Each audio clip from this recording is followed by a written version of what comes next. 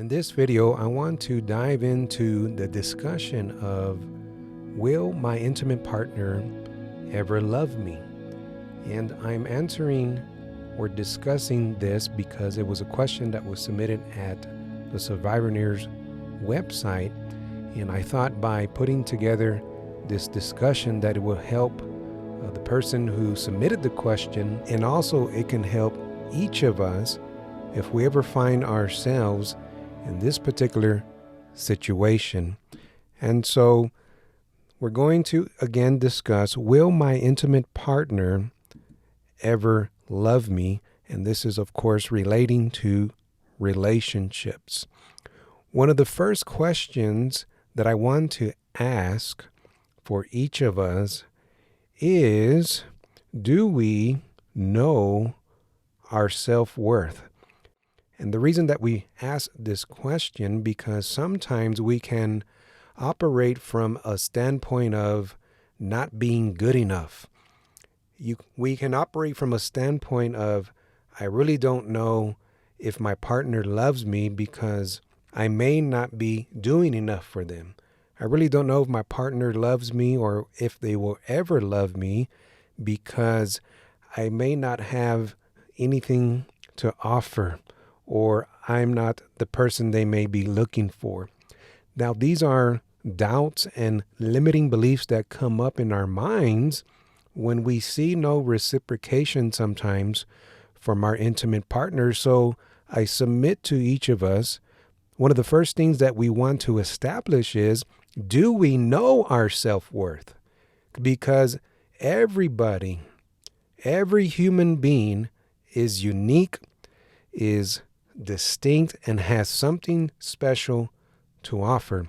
We sometimes can go into comparison mode, and we may at times think that we do not have what it takes to sustain a relationship because that negative voice in our minds telling us that we can't keep our partners happy. We can't maintain relationships. This is all part of the ego talking, and every human being has something to offer in a unique way. Maybe you have the spirit of patience. Maybe you have the skill of being a good listener. Maybe you have the spirit of giving. And these are questions that we need to bring up for us because it will help us to tap into our inner being and discover our strong points. So we have self-worth, we have value to offer our partners, but it is up to us to put aside that negative voice and tap into our strong points. So in firstly discussing, will my partner ever love me? Well, an important key moment here is, do you know your self-worth? And so I know that we all have something very unique to offer. And these next two key points, I want to ask us, where are we operating from? For instance, are we operating from non-resistance? What do we mean by this? When we are journeying through life, are we always expecting something to happen?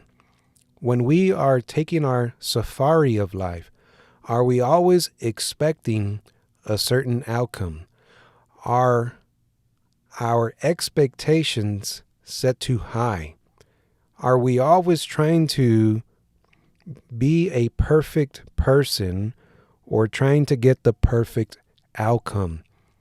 These are important questions because when we operate from non-resistance, and if you follow the teachings of Eckhart Tolle, he always usually implements this in his teachings. When you live a life of non-resistance, we let things be.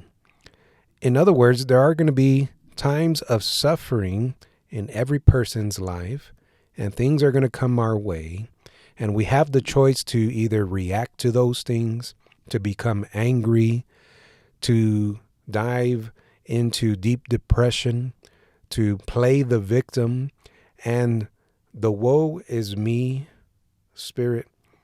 And there's a time, of course, to reflect and to be sad, and we are down, and there's a time to uplift the spirit. And so, what we mean by operating from non resistance is we let things be. We don't go against the grain. We don't have to always expect a certain outcome. We remain calm in times of trouble. We remain calm when maybe our partner starts to become rude or become defensive. We remain calm. It's non-resistance. Because what happens when you are in that heated argument with your partner? What happens when they start to raise their voice and in some worst case scenarios begin to become physical? Now, of course, those are different situations and very delicate, sensitive situations when there's actual abuse. And we're not saying for you to be a doormat. We're not saying that you have to remain in that situation. But we are talking about that place of peace, that we let it be. In other words, we accept what is at the moment, in the present moment. Again, not being a doormat. And we accept that I am in this situation. And then now we operate from this very important point I want to make here is from full presence and consciousness. Are we operating with full presence and consciousness?